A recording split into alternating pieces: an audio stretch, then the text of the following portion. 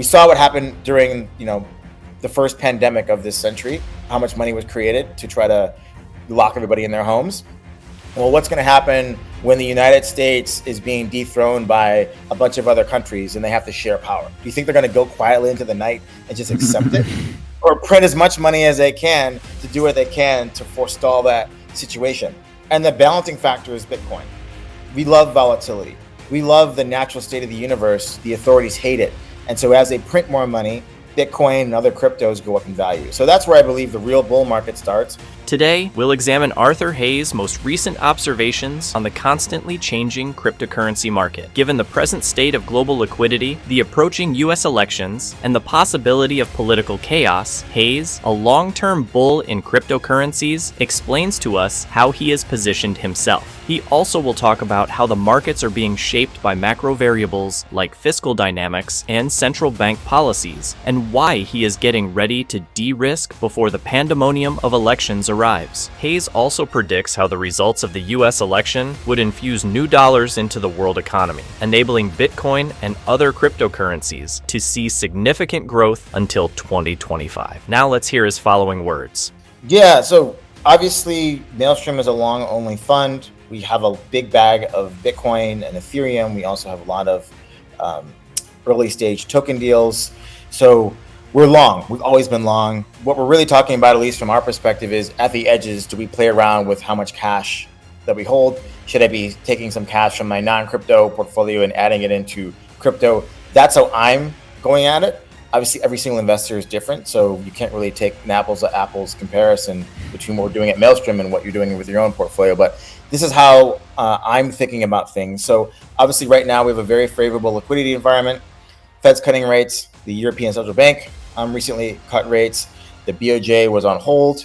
No one expects them to raise their policy rate until maybe December or January of next year. And we have China increasing monetary stimulus. So the liquidity environment is very positive right now. Okay. I am very bullish from now until the US election in early November.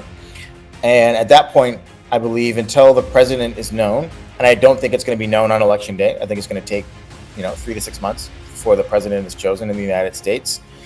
I don't want to be adding more risk into the markets. So if I'm putting on risk now, I'm probably going to look to take it off a week or two before the US election, because I believe that whether it's Kamala Harris or Donald Trump, the person who loses is not going to accept the result. Neither will those who supported them.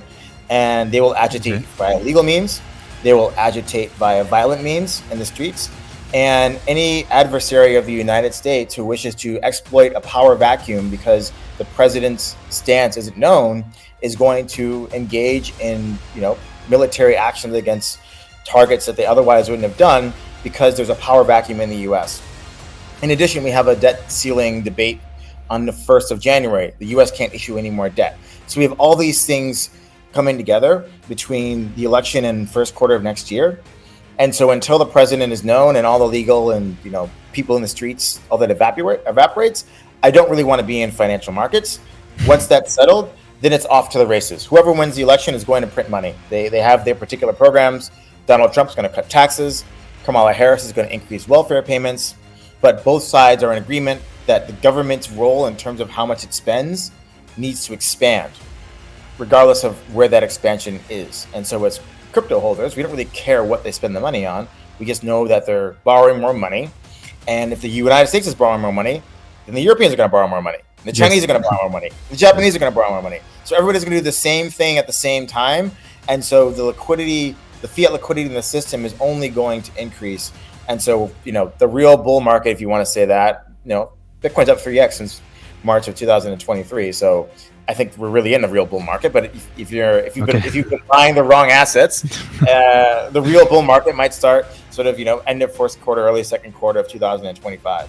In the second part of the video, we will go deeper into Arthur Hayes' important essay, Volatility Supercycle, where he breaks down why governments around the world, led by the US, are obsessed with controlling volatility and the extreme measures they're willing to take to do it. Hayes explains how every time a financial crisis hits, the solution is always the same: print more money. We saw it during the COVID-19 pandemic when the US printed 40% of all existing dollars in just 2 years. But the next crisis could be much much bigger. As global powers like the BRICS nations challenge Western dominance, Hayes predicts an unprecedented wave of money printing, one that will surpass everything we've ever seen. And what does this mean for Bitcoin? According to Hayes, Bitcoin could surge to $1 million or more, thriving on the very volatility governments are trying to suppress. Stay till the end as we break down why Hayes believes the real Bitcoin bull market is just getting started, and how the coming geopolitical shifts could be the ultimate catalyst for the next crypto explosion. Yeah, so I just wrote an essay called Volatility Supercycle, and Yes. I posted a chart, and it had the volatility of the US bond market overlaid with the amount of bank credit that's been issued over time. And my point is that the authorities, and I'm using the United States as an example, but every single government follows the same prescription, they want to reduce volatility. And so every time volatility spikes, because volatility is natural, the universe always wants to become more chaotic, we attempt to forestall that by expending energy. So the way that the governments expend energy is they print money and they suppress market volatility. And every subsequent crisis requires an ever greater amount of fiat to tamper the volatility. So if you think about COVID-19, the United States was the most aggressive in terms of stimulus measures. They printed 40% of dollars that had ever been created were created between 2020 and 2022. So that was the amount of credit that was needed to dampen that volatility event. Now imagine a volatility event if we're going to change the relationship between the major global powers in the world, which is what we're going through, this whole de-dollarization, the multipolar world order, the global south and the BRICS versus the West, all these sorts of things is just a realignment of the deck chairs. And so if I'm an elite in charge of these governments and I don't want things to change, then I'm going to have to expend an even greater amount of energy to dampen this volatility. So I believe the amount of fiat liquidity created to attempt to reduce the volatility of this, cataclysmic, seismic change in the way that economies are structured is going to dwarf any money printing event that we've ever had, which is why I believe Bitcoin can hit $1 million, with Ethereum, I don't know, 10, 20,000, whatever the number is. But it's going to be crazy because we saw what happened during, the first pandemic of this century, how much money was created to try to lock everybody in their homes. Well, what's going to happen when the United States is being dethroned by a bunch of other countries and they have to share power? Do you think they're going to go quietly into the night and just accept it? Or print as much money as they can to do what they can to forestall that situation? And the balancing factor is Bitcoin. We love volatility. We love the natural state of the universe. The authorities hate it. And so as they print more money, Bitcoin and other cryptos go up in value. So that's where I believe the real bull market starts. We saw sort of a preview of that, sort of the banking crisis in the US in March of 2023. Bitcoin's up 3x since then, right? They haven't stopped. Republicans, Democrats in the US are printing money. European Central Bank is printing money.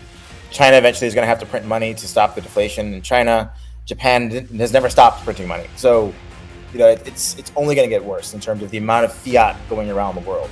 We have now examined Arthur Hayes' insightful analysis of the global financial system, which holds that the governments themselves are the ones that continuously suppress instability in an attempt to maintain control. Hayes emphasizes how, in order to preserve stability and order, every new crisis calls for more extreme measures, most notably the printing of infinite quantities of fiat money. The true financial storm is still to come, according to Hayes' projections, which is even more astounding. Geopolitical conflicts emerging from global powers such as the BRICS nations, challenging the Western economy's hegemony, could cause profound changes in the world order. These governments, as Hayes implies, won't go down without a struggle, and they will attempt to postpone their downfall by printing more money. The volatility supercycle starts to take shape at this point. For Hayes, this endless cycle of monetary expansion simply reinforces the case for Bitcoin. The exact volatility that governments work so hard to get rid of what drives Bitcoin and other cryptocurrencies to thrive, while traditional markets crumble under the weight of excessive money printing. So, what does this mean for investors and crypto enthusiasts? Hayes believes the real bull market is only just getting started. While Bitcoin has already surged 3x since the banking crisis of March 2023, he predicts that even more dramatic gains are ahead, driven by relentless money printing from the US, Europe, China, Japan, and beyond.